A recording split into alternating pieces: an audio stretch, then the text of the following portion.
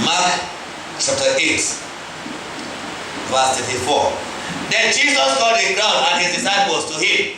If any of you want to come with me, he told them, you must forget yourselves, carry your cross and follow me.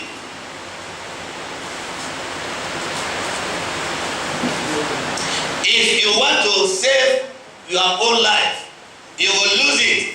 But if you lose your life for me and for the gospel, you will save it. Do you get anything if you win the whole world but lose your life? Of course not. There is nothing you can give to regain your life. If you are ashamed of me and of my teachings in this godless and wicked day, then the Son of Man will be ashamed of you when he comes in the glory of his Father with the holy angels. Amen. Amen. Amen. Today I want to talk to us on the topic strive to enter. Everybody say strive to enter. Strive to enter. Louder. Strive to enter. Louder. Strive to enter. What do I mean by striving to enter or strive to enter? Strive to enter means that you should struggle to enter. Struggle to enter. Struggle to enter. Why should you struggle to enter? Let's go. Luke chapter 13 verse 22 to 30. Quickly. Jesus went through towns and villages, teaching the people and making his way towards Jerusalem. Beautiful. Someone asked him, sir, will just a few people be saved? Jesus answered them, do your best to go in through the narrow door, because many people will surely try to go in, but will not be able. The master of the house will get up and close the door. Then, when you stand outside and begin to knock on the door and say, open the door for us, sir, he will answer you, I don't know where you come from. Then you will answer, we ate and drank with you. You taught in our town. But he will say again, I don't know where you come from. Get away from me, all you wicked people. How you will cry and gnash your teeth when you see Abraham, Isaac and Jacob and all the prophets in the kingdom of God while you are thrown out. People will come from the east and the west and from the north and south and sit down at the feast in the kingdom of God.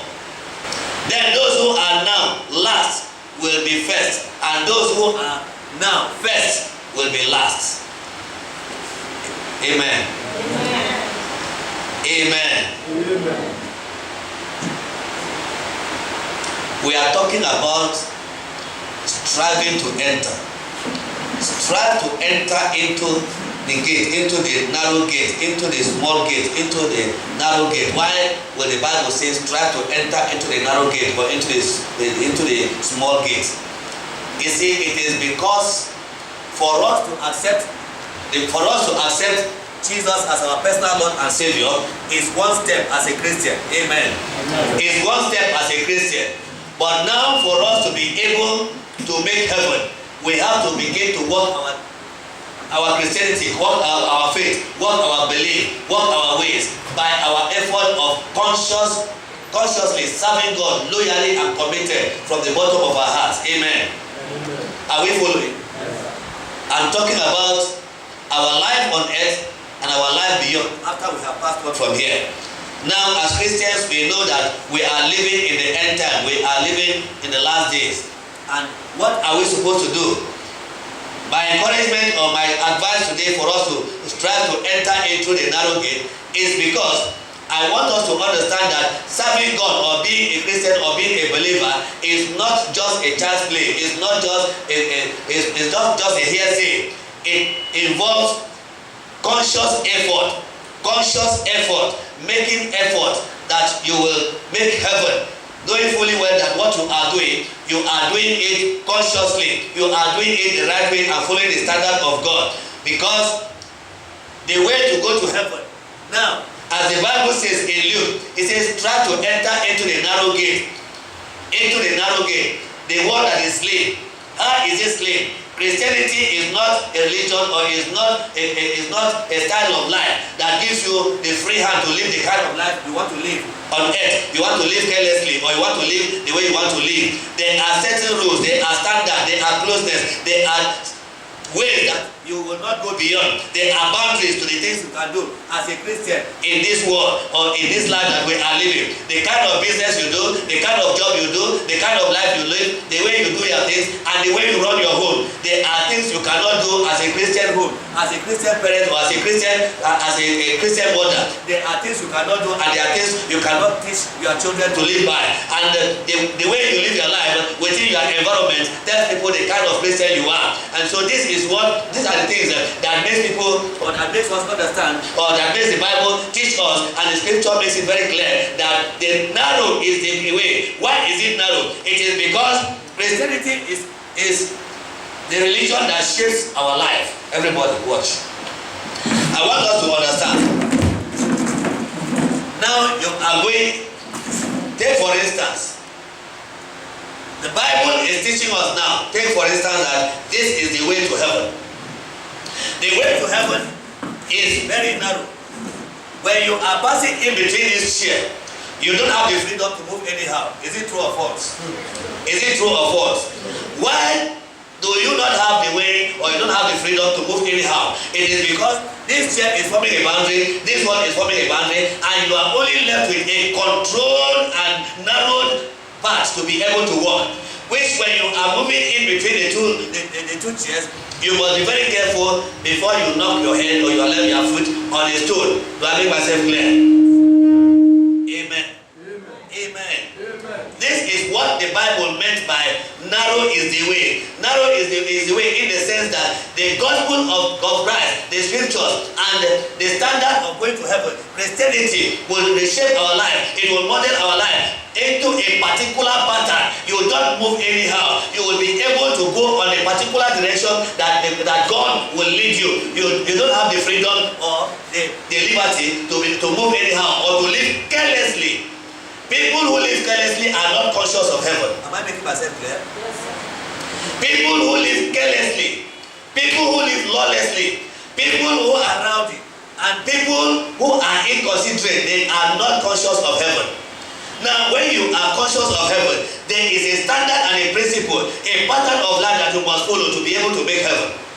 And then what will be your profit for you to come to church, for you to be a Christian in this world, for you to every time make sure that you don't, in certain areas, you don't do what you are not supposed to do, or you don't do what others are doing in order to be a Christian, and in some areas, you will not be able to meet up the standard. May God help us in Jesus' name. Amen. Now, there is a boundary in Christianity, and the boundary is the corrections that is always made, the corrections and the consciousness that as a Christian, there is a lifestyle and a standard that you are supposed to live. You are supposed to live. Everyone as a Christian, you are a role model to someone that is looking at you. You may not be aware that people are watching you from a distance. You may not be aware that people are seeing you. You may not be aware that people are reading you. But the way you live your life and the pattern of life that you live is always being copied or is being watched by people outside you. Amen. Amen. I want you to know that in a family, the way you live your life within the family, people knows you for that pattern of life, or that is your life, that is your way.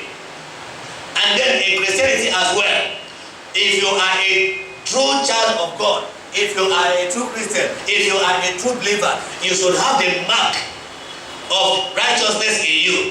Holiness and righteousness is a standard, is a mark that cannot be compromised by a Christian standard to be able to make heaven. And so I want us to understand that you should not be waiting on well-doing. You should not be waiting in well-doing, because that is the standard. That is what will give you the righteousness and the ticket to heaven.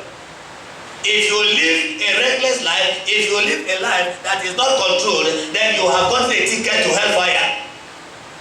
The The reason why we come to church every day, or the reason why we come to church and we gather like this on Sundays, is for us to be able to renew our covenant relationship with God and to always encourage and strengthen our faith in Christ. And that is why I'm teaching this. Amen. Amen.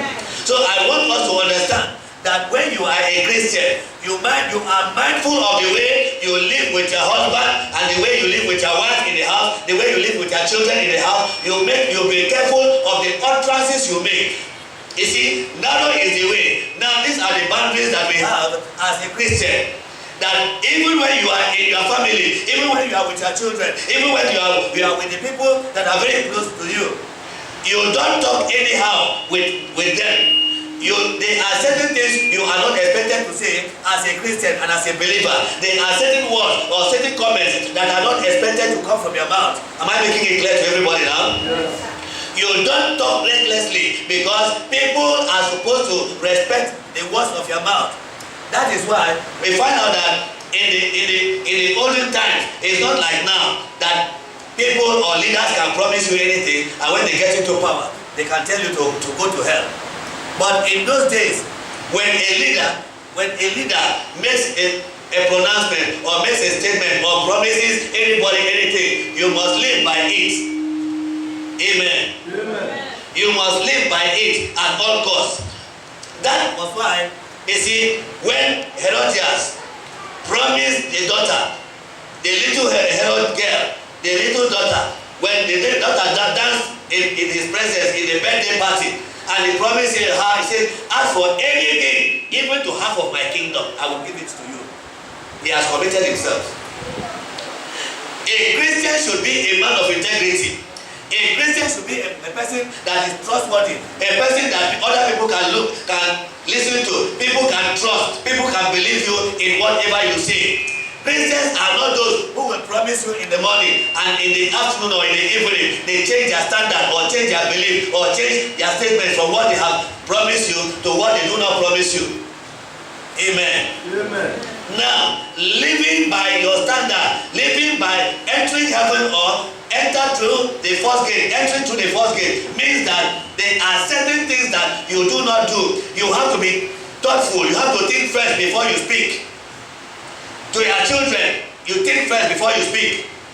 To an outsider, to a stranger, you think first before you speak. You don't just make utterances that are not controlled by you. You must think first before you speak as a Christian. Do I make myself clear? Yes, sir. That is a checks and balance. In your statement, you have to make sure that the things that you have to say are fewer. In the book of James, chapter 1, it taught us about the tongue.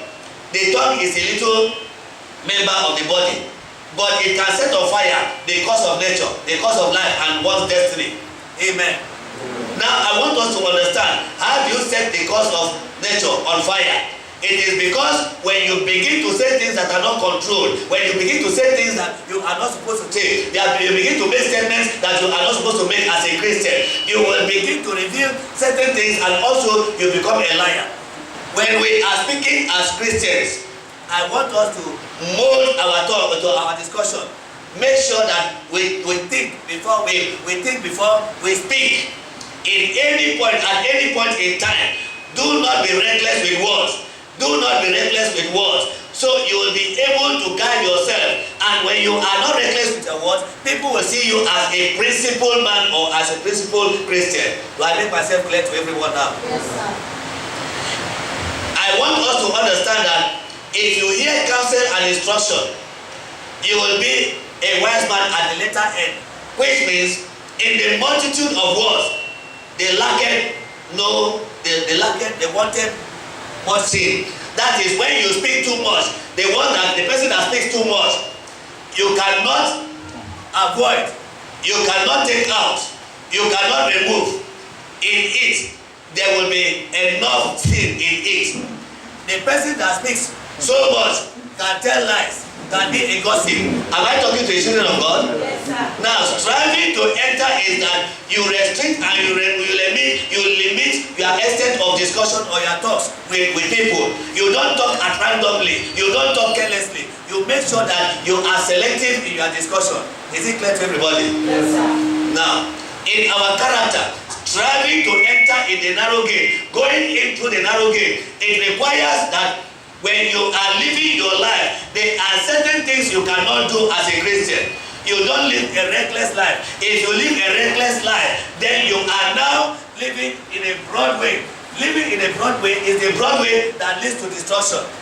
Living in a broad way is that anything you like, you believe that you are above the law and you can do anything you want at any time. When you do that, when you try that, that means you are living in reckless abandonment, and then it leads to destruction.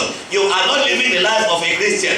A Christian should not live a reckless life. Is it clear to everyone now? Yes, sir.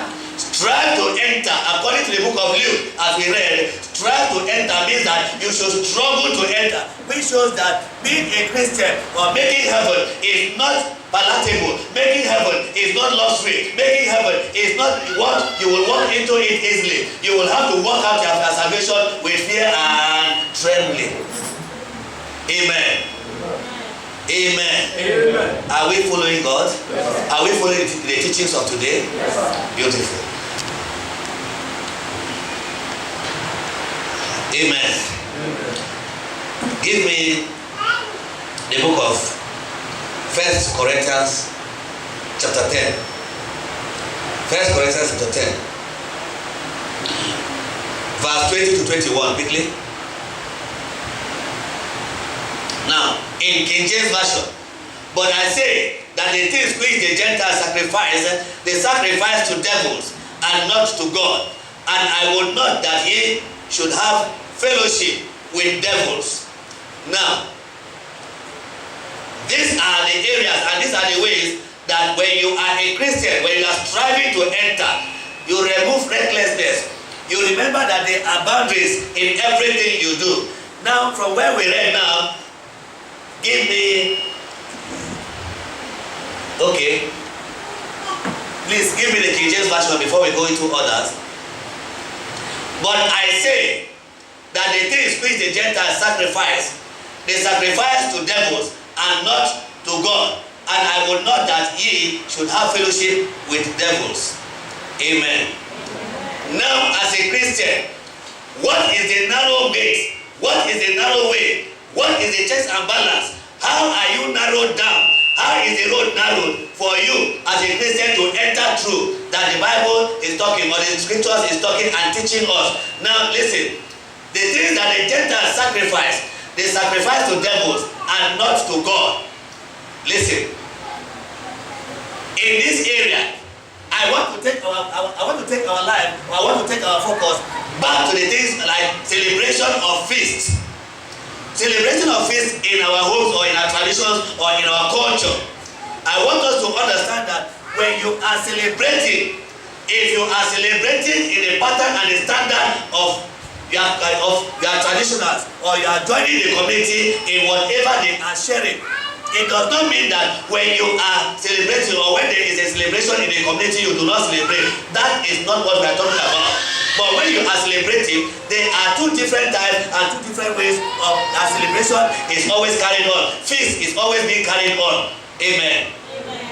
Now, as a Christian, you don't share in the sacrificial instrument or the sacrificial objects that was used in the celebration of the feast traditionally.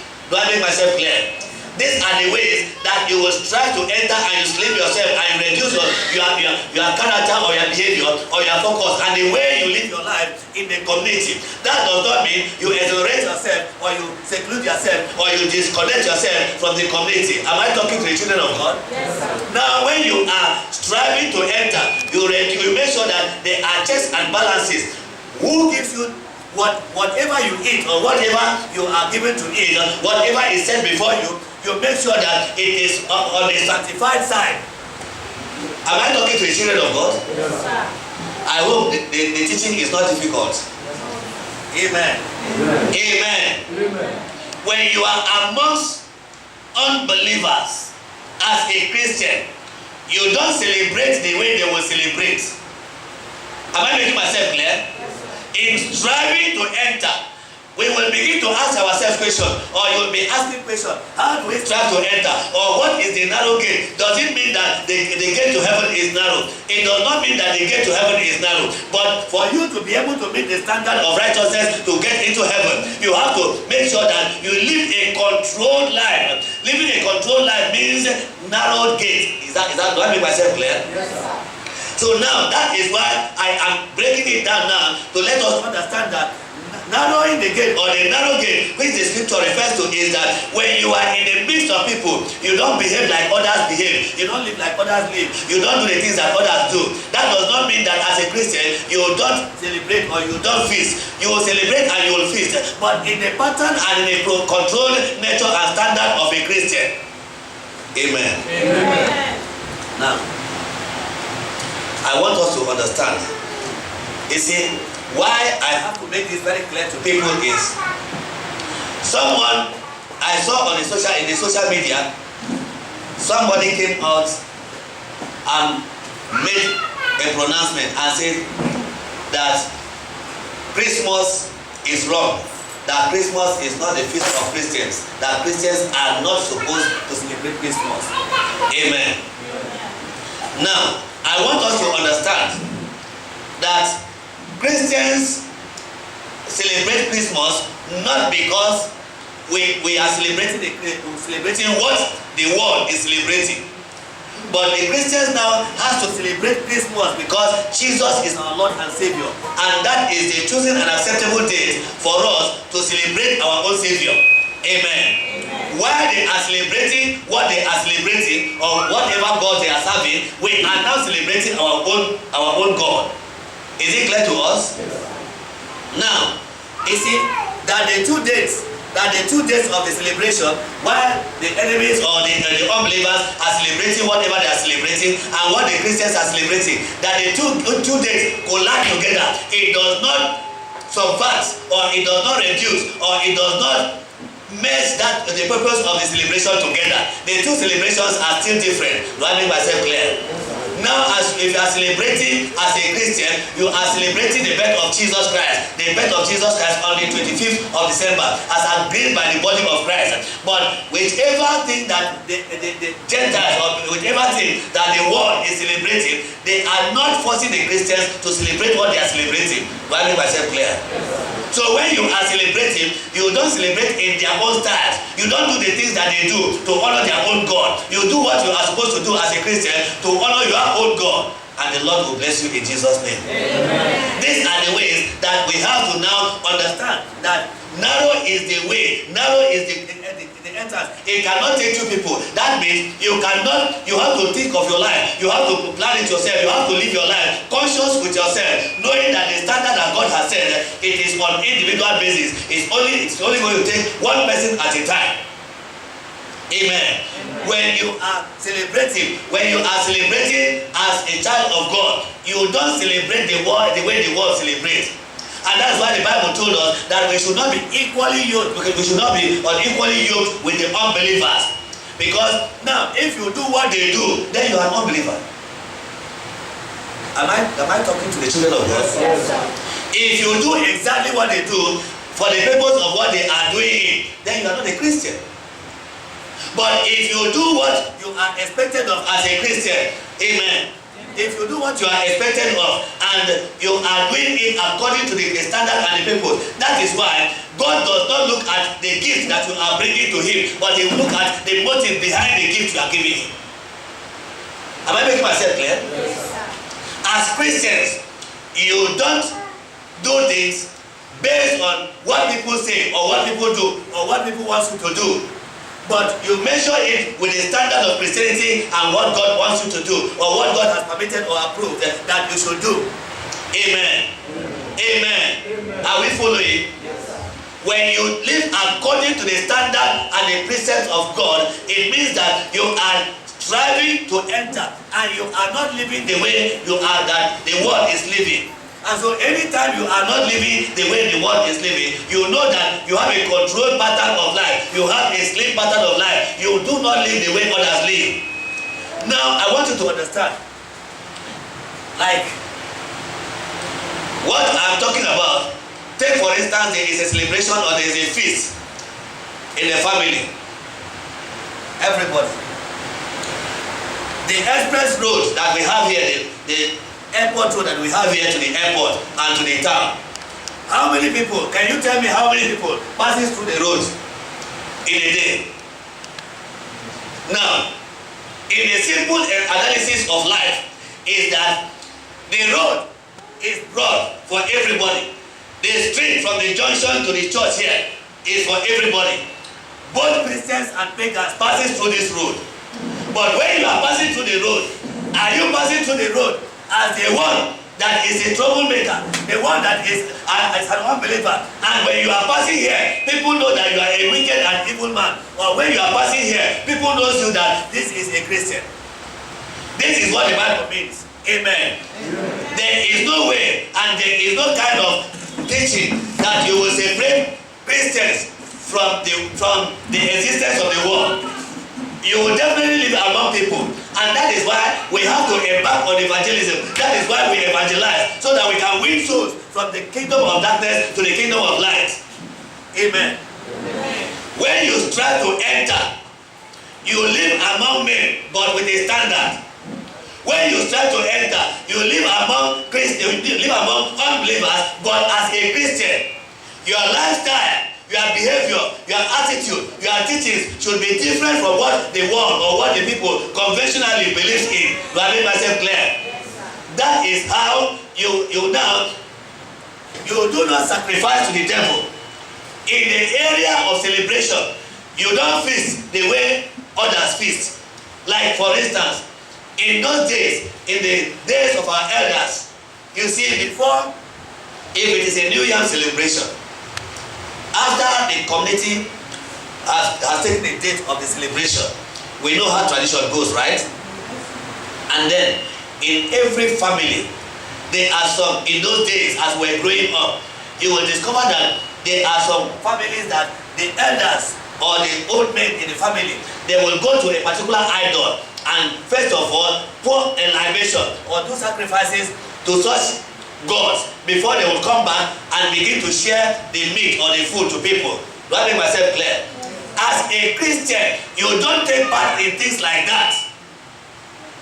You don't take the things that is sacrificed to another idol before you begin to eat. Those are the things that God has given us as a commandment, that thou shalt not serve any other God before me. Is it clear to everybody? Yes, sir.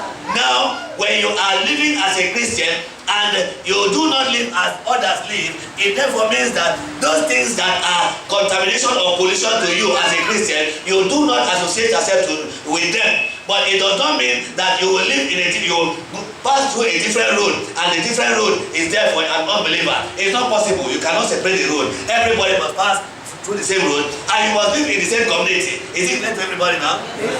And most of the feasts can be celebrated together, but you don't take part in things that are offered to idols.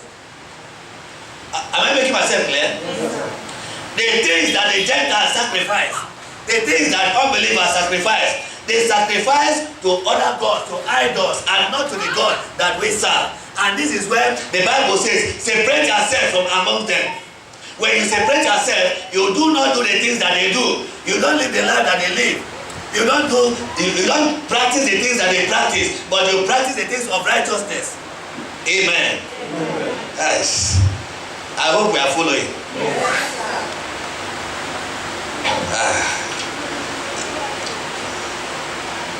Now, let's come back to ourselves as Christians.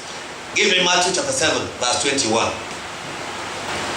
Not everyone that said unto me, Lord, Lord, shall enter into the kingdom of heaven, but he that doeth the will of my Father which is in heaven. Doing the will of our Father which is in heaven. Many will say to me in that day, Lord, Lord, have we not prophesied in thy name? And in thy name have cast out devils, and in thy name done many wonderful works. And then will I profess unto them, I never knew you. Depart from me, ye that walk iniquity. Now, everybody listen. Give us back. No. Go back to the Not everyone that said unto me, Lord, Lord, shall enter into the kingdom of heaven, but he that doeth the will of my Father which is in heaven. Amen. Not everyone. That is an English. Everybody, look at the screen. Underline that word. Everyone. Not everyone that said unto me, Lord, Lord, shall enter into the kingdom of heaven, but he that doeth the will of my Father. Today I am teaching us about Christian virtues and vices, striving to enter into the heaven through the narrow gate. For narrow is the way that leads to righteousness, but broad is the way that leads to destruction. And I am comparing, breaking down and analyzing how narrow the way is that a Christian lives. We have talked about living in a community, celebrating feasts, and now we are coming to ourselves as the body of Christ. Not everyone, which means it's not only one person. We might have a very large crowd. We might have a very big congregation. We might be very small.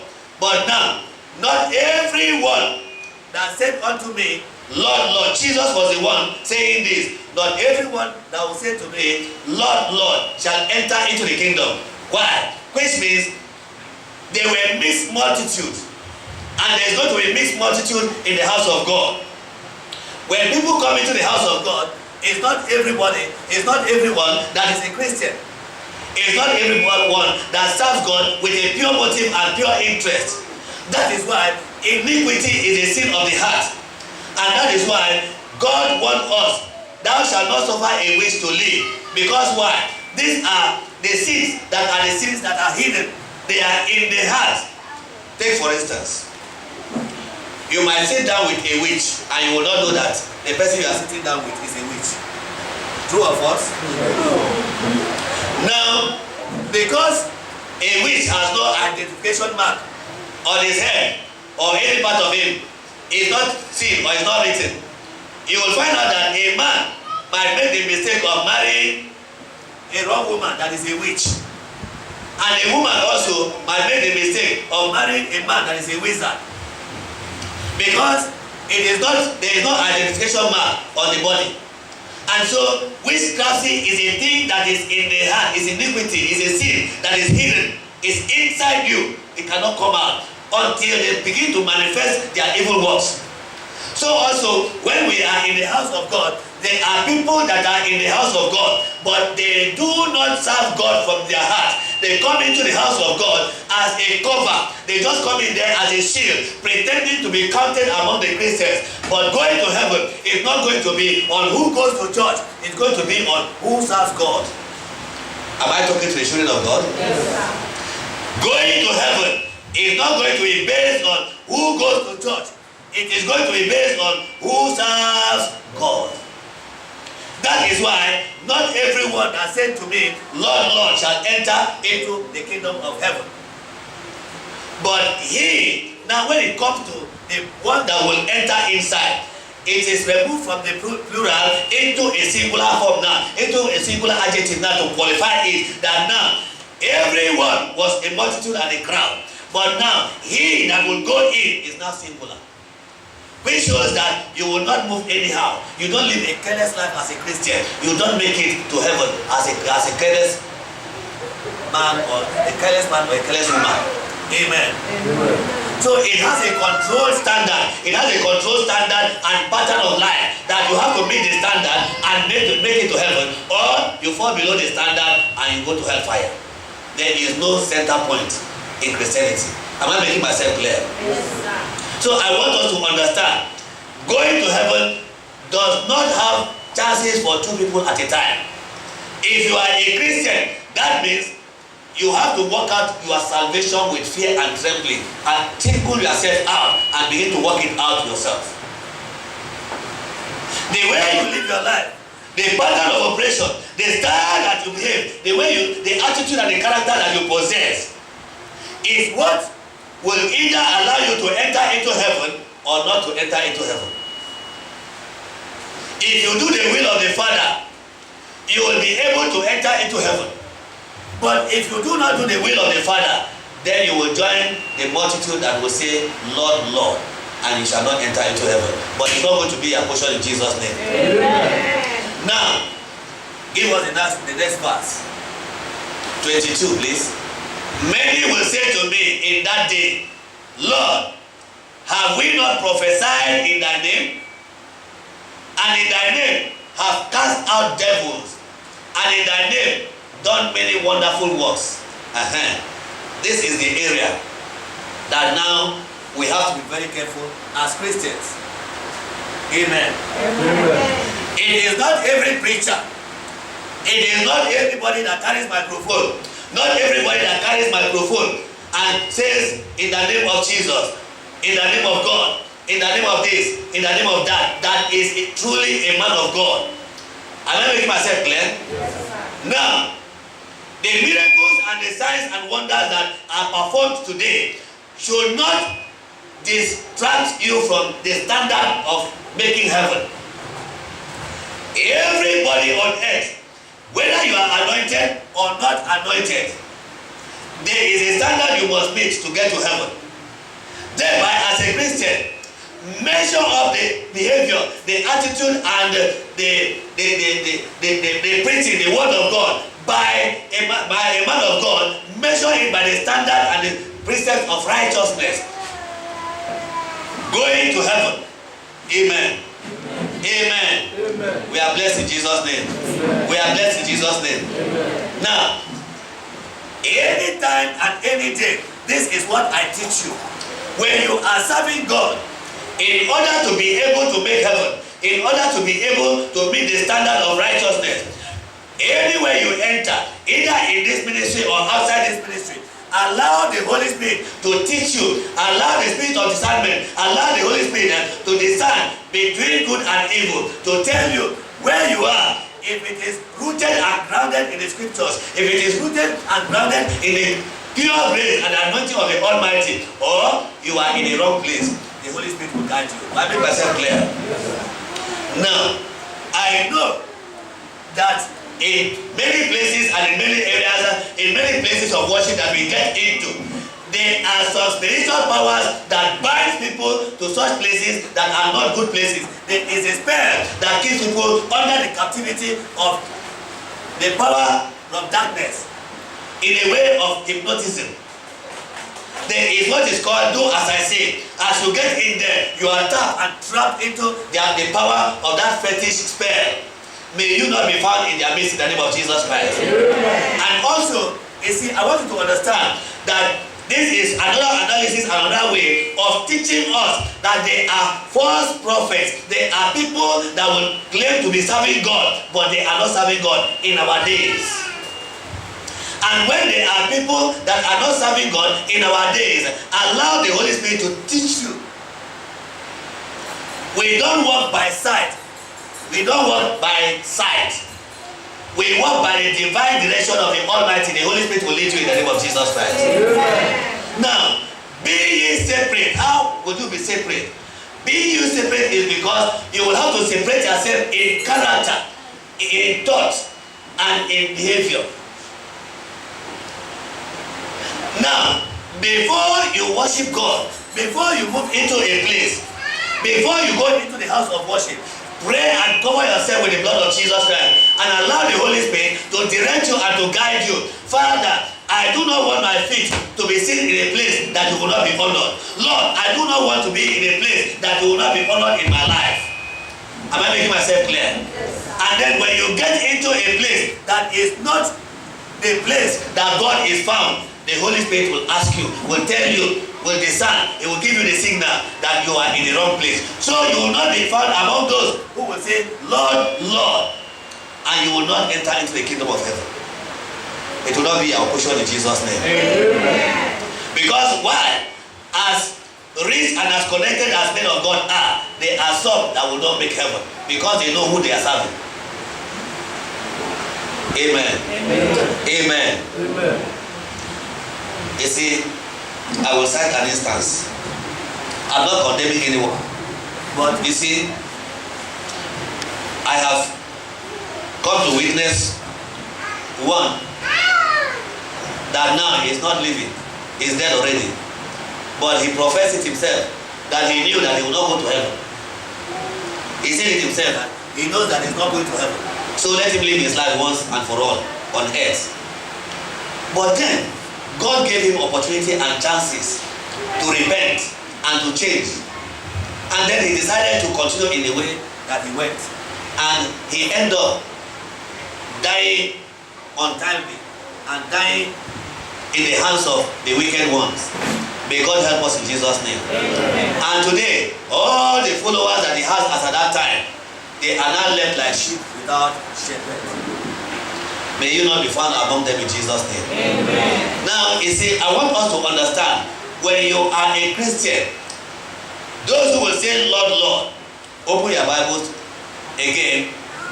Give us on the screen the book of Job. The book of Job, quickly. Job chapter 1, verse 6. Now, there was a day when the sons of God came to present themselves before the Lord, and Satan came also amongst them. Amen. Amen. Amen. Amen. Give me back verse 6, please. There was a day. Okay. Now let's put it on the present tense. Every Sunday, when the sons of God came to present themselves before the Lord, Satan always comes amongst them. Does it make more sense now? Yeah. So every Sunday, when genuine worshippers go to the house of God to worship God, Satan and their agents also go to church on Sundays to worship their God. Am I making any sense? Yes, sir. When the saints will be raptured, when the saints will be marching in, may you be found among those that will make heaven in Jesus' name. Amen. That is why I'm taking my time to teach and to break it down so we will understand. There are times for miracles. There are times for healing and deliverance. There are times for teaching, and I am doing the teaching now, analyzing and breaking it down so you will understand it properly. I hope we are following. Yes, sir. Now, every Sunday when the sons of God come to present themselves before the Lord, Satan always comes with them. You see, I want us to understand that God is the creator of everything on earth plus the devil. So anytime the children of God are gathering, he will also come among them. Because why? He's the creator of God. But he did not come in to serve God. He comes in to destroy. Do we understand the differences now? Yes. That is why not all that says Lord, Lord will enter into the kingdom of heaven. Because as we are seated now, there are some people that are here to serve God, and there are some people that came for selfish interests and purpose. And that is why God looketh on the inward and not on the outward. That is why they are the workers of iniquity. Iniquity is what is in their heart. What they do in their heart, what they do is what they have contrived in their heart, what they thought and what they have imagined to do. But Christians are those that will worship God with their whole heart. Psalm 24 says, who shall ascend into the hill of the Lord, or who shall stand in his holy place? It is only he that hath clean hands and a pure heart. So when we come to God, when we come to the presence of God, are you coming with a pure heart, or you are coming with adulterated heart? If you are not coming to God with a pure heart, that means you are now coming to God with iniquity in the heart. As much as you are coming to the house of God, let your spirit be acceptable. Let your spirit be open to God. Let your spirit be open to the service. Let your spirit be open to the Holy Spirit to guide, to direct, and to bless you. And the Lord will continue to strengthen us in Jesus' name. Amen. That is how narrow is the way that leads to righteousness, that leads to heaven. If you want to go to heaven, if you want to make eternity with God, you don't live a reckless life. You don't live anyhow. You don't do what others are doing. You must have a controlled and a standardized life that you must think before you speak. You must think before you act. You don't live at reckless abandonment. You don't live a lawless life. You will live a humble and respected life. You will become a man of moral integrity. You will be able to have a kind of life that will be a role model for everybody to understand or for everybody to copy. Everybody wants to be like you. Everybody wants to live like you. Everybody wants to talk like you. You don't just get into that. You practice it and you live by it on a daily basis. May God help us in Jesus' name. Amen. Now, let's go back to Matthew chapter 7. Quickly.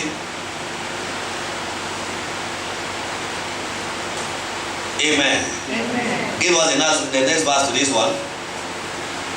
Yes. Yes, this is where we were before. And in thy name have cast out devils, and in thy name done many wonderful works. This is what those that are not in the path of righteousness, this is why their works will be classified to be in this group. Give us the next verse, please. And then I will profess unto them, I never knew you. Depart from me, ye workers of iniquity. Now, what is the workers of iniquity? I have analyzed all that I have analyzed is under the work of iniquity. What is another work of iniquity?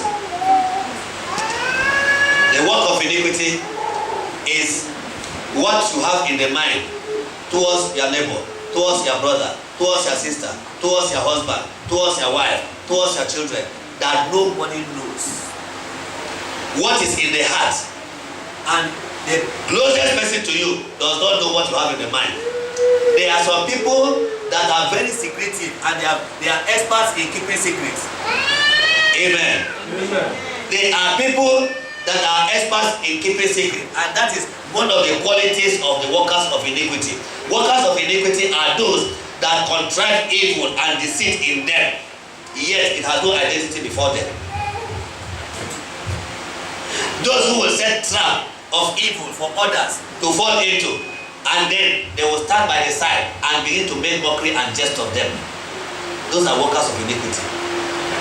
Workers of iniquity are those that contrive evil in their mind, but they pretend to be your friends. May it not be your portion to fall in their trap in Jesus' name. Amen. Give us the next verse.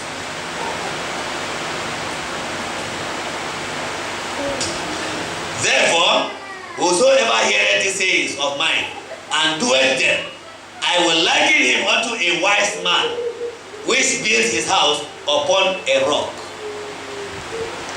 Amen. Amen.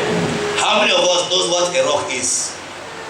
If you don't know what a rock is, wave your hands, let me see. All of us understand what is a rock, right? Now, building your house on a rock requires extra power and effort. Because if you are building your house on a rock, you don't just come and start putting up your materials on top of the rock. You must have to have a foundation, isn't it? So you have to crack the rock, you have to crack the stone, you have to crack the stone. Then when you are cracking the stone, that is discipline, that is focus, that is determination, that is making up your mind to build your house on the rock. That is how it goes for a Christian. Now when you make up your mind to live the life of righteousness, to live the life of Christ, you will be able to you will now understand that you have to crack your foundation, you have to crack the rock. And cracking the rock is the door that is the narrow road. Am I making myself clear? That is the road, that is the narrow road, the narrow path which you have to enter, and not the broad one that you can enter recklessly or you can drive anyhow. When you live a life of recklessness, it means you are not living the life of a Christian. I hope I'm making myself very clear. Romans.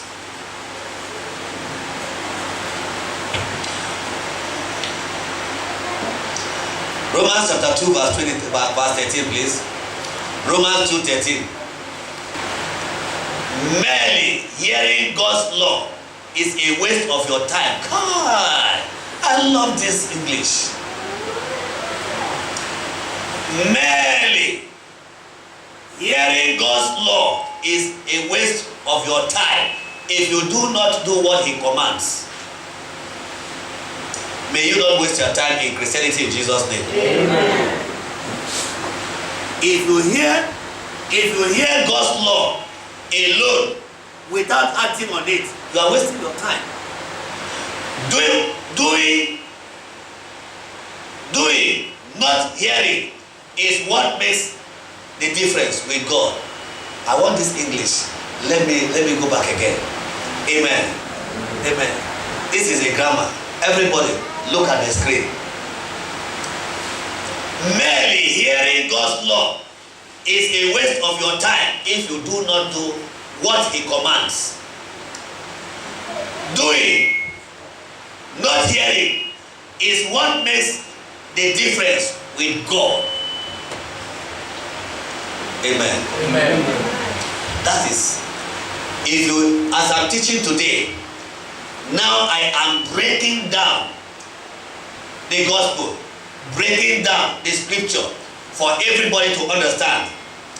If you hear it and you do not act on it, you are wasting your time. May you not waste your time in Jesus' name. Amen. But doing it, acting on what we are teaching, working on what we are doing, is what God wants. That is what makes the difference with God. When you come to church and hear the gospel, do you act on it? Do you do it? Do you live by it? Or you hear from this ear and it goes out from this ear? If you do that, you are wasting your time. It does not make any difference with God. What makes the difference is that when you hear, you do the command, and then God will bless you. Amen. Amen. So striving to enter is not just hearing the word of God, but is doing the word of God. May God help us in Jesus' name. Amen. May God help us in Jesus' name. Amen. And that is what the Bible told us. It said, righteousness exalts a nation, but sin is a reproach to a people. So when you do not follow the standard and the precepts of righteousness, then you are already doing what? You are facing reproach, shame, disgrace, dishonor, disrespect, disregard. It will not be your portion in Jesus' name. Amen. What makes the difference with God is doing the will of God. If you are doing the will of God as a Christian, then be rest assured that every time the trumpet sounds, you will go to heaven. But if you are not doing the will of God, you are only the hearer of the word of God. It will not be your portion in Jesus' name. Amen. Next verse, please.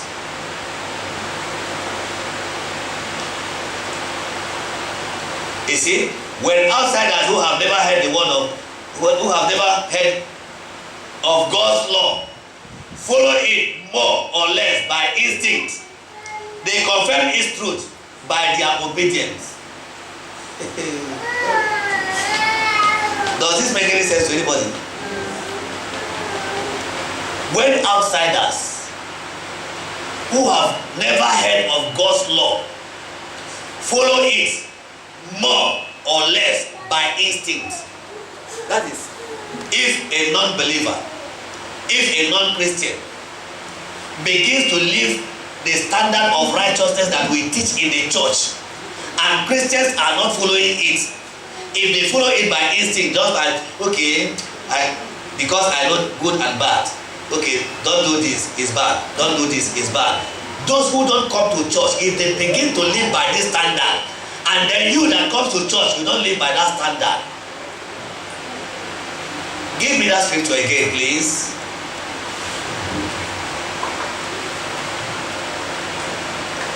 Amen. They confirm. Please give me back that. They confirm the truth of their obedience. They confirm the truth by their own obedience. That means they are obeying God, even as they do not sit in the church. Are we following? Yes. Look at this, is very clear. When outsiders who have never heard of God's law follow it more or less by instinct. Instinct means by assumption. By assumption. Okay, assuming, okay, just believe it. By instinct. I'm propelled, I'm pushed by inspiration. I'm just pushed to do it. If they follow it, if they are pushed to do the will of God that we preach in church and Christians find it difficult to follow. If now, those who are outsiders, if they follow it more or less by their own instinct, then they confirm the truth of God's word. They confirm the truth of righteousness by their obedience. That means they are now obeying the God that you are disobeying. Do we understand? So you see, that is why there are some good people in a bad society. That is why there are some good people in a bad society. Those ones, it is because they follow, they confirm the truth by their obedience. Now look at. Lot was living in Sodom, in the midst of Sodom and Gomorrah, right? But he never followed their practices in Sodom and Gomorrah. And so that is why God separated them.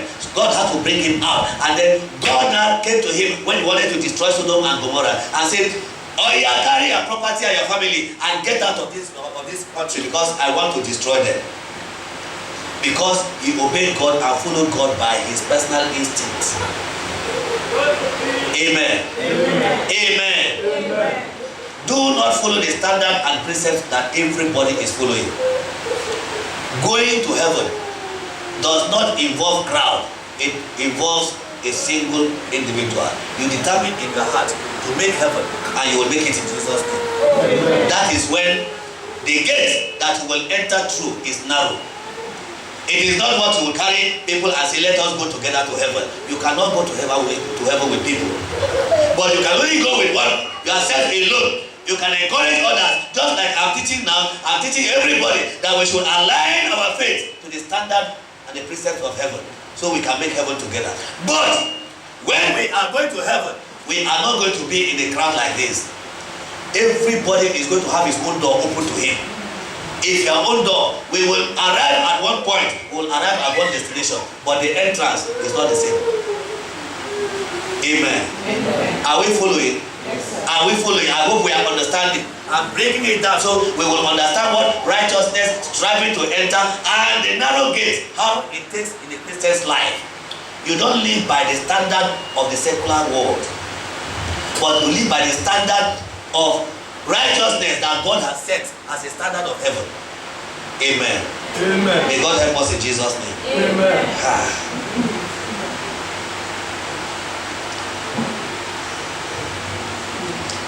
Now give me the book of James chapter 1 verse 22. Quickly. James chapter 1 verse 22. Don't fool yourself into thinking that you are a listener when you are anything. When you are anything. But letting the word go in one ear and out the other ear. Act on what you hear. Amen. Amen. Nice. Don't fool yourself into thinking that you are a listener when you are anything. Anything goes, anything goes, anything goes, anything goes, anything goes, anything goes. Don't fool yourself into thinking that you are a good listener. But Let the word of God go in. That is the attitude of those who are good listeners. They hear this way, it goes this way. They hear this way, it goes this way. They hear this way, it goes this way. Do you understand what this verse is talking to us? Don't fool yourself into thinking that you are a listener when you are anything, but you are now letting the word go into one ear and coming out on the other ear. Don't do that. Don't fool yourself like that. But act on what you hear. Amen. Amen. What do you hear in the house of God? What do you hear in the body of Christ? What do you hear as a Christian? Act on the path of righteousness. That is the way you strive to enter into the kingdom of God. That is the narrow way that enters into heaven. Going to heaven is a personal race. It's not going to be a group affair. It's not going to be a lover's nest. But it's going to be on the precept and the standard of truth and righteousness. Amen. Amen. Amen. Amen. Give me the book of Jonah, chapter 2, verse 8. Jonah chapter 2, verse 8. Those who worship hollow gods, God frauds. Those who worship hollow gods. What is hollow gods? Hollow God is the gods of this world. Short and simple. Then God frauds. There is a God that is in charge of fraud. Look at it here. There is a God that is in charge of fraud. Look at it, God fraud. No wonder there are some people that are specialists in fraud, defrauding people. There is a God. The God of fraud is a hollow God. Can you see it now? Walk away from their only true love. They walk away from their only true God, their only true love. Can you see? Those who worship hollow gods, that means is plenty. It is you and I. When we worship the true and living God, we are now worshiping our true love, and God will hold you close to Himself. He will not let you go in Jesus' name. Amen. He will not let you fall in Jesus' name. Amen. Please, can you give me another translation? Give me that GNT of this verse. Let me see what it is saying there. Those who worship worthless idols have abandoned their loyalty to you. This is another one. Those who worship worthless idols have abandoned their loyalty to the God of creation. Amen. Amen. I have interpreted and analyzed that. Let's go. Now, finally, give me Hebrews chapter 12, from verse 1 to 4. Quickly. As for us, we have this large crowd of witnesses around us. So then, let us rid ourselves of everything that gets in the way, and of the sin which holds unto us so tightly, and let us run with determination the race that is the race that lies before us. Yes. Next verse. Let us keep our eyes fixed on Jesus, on whom our faith depends. On whom our faith depends from beginning to the end. Hi. You are God from beginning to the end. There is no place for argument. You are God all by yourself. You are God from beginning to the end. There is no place for argument. You are God all by yourself. Let us keep our eyes fixed on Jesus, on whom our faith depends from beginning to end. He did not give us up because of the cross. On the contrary, because of the joy that was waiting for him, he thought nothing of the disgrace of dying on the cross. And he is now seated at the right side of God's throne. Amen. Amen. Let us take this sentence. He thought nothing of the disgrace of dying on the cross. May God help us in Jesus' name. May God help us in Jesus' name. Amen. Have you ever wondered? Have you ever thought of it? Have you ever taken stock of the kind of disgrace that Jesus went through as the Son of Man, as the Son of God, or as God himself? He was disgraced in the kind of death he died on the cross for you and I. Amen. Amen. Give me the King James version of this scripture. For consider him that he endured such contradictions of sinners against himself, lest ye be wearied and faint in your mind. Next verse, please. Ye have not yet resisted unto blood, striving against sin. Give me verse 2. Looking unto Jesus, the author and finisher of our faith, who for the joy that was set before him endured the cross, despising the shame. That is the statement that says disregarding the disgrace and the shame of dying on the cross, and is set down at the right hand of the throne of God. Now let us, what this scripture and this verse is teaching us is that as Christians, let us look up to Jesus, looking unto Jesus, the author and the finisher. What is an author? The author is the writer, right? The writer of books. Now he is the author because he is the writer. He is the one that leads your life, that leads the candle of your life. He is the one that giveth you life. So he is the author of your life and your destiny. So he has you in his palm hands. Amen. So he is the author and the finisher. Finisher now, that means he is the one that will help you to live righteously and fulfill destiny at the end of the day and make heaven and make eternity. Is it clear to us now? Yes. Who for the joy that was set before him. Now, how is he the finisher? He is finished. He now has us. We have to look up to him. We have to take example from him. We have to copy from him. Now, looking up to him, the way he now hold on to the joy that was set before him. What was the joy that was set before him?